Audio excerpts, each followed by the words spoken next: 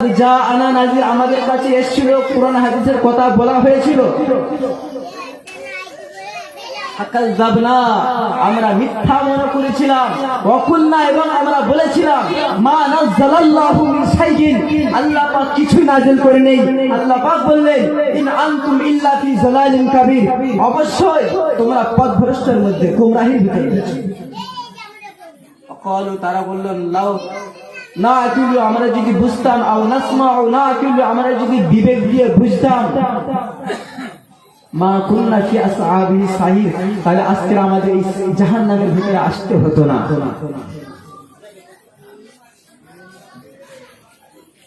আল্লাহ পাক কোরআনে আলোচনা করলেন আযারু যাহিরাল ইসমি ওয়া বাতিনাহু, তোমরা প্রকাশ্য এবং অপ্রকাশ্য সমস্ত গুনাহকে পরিহার করো।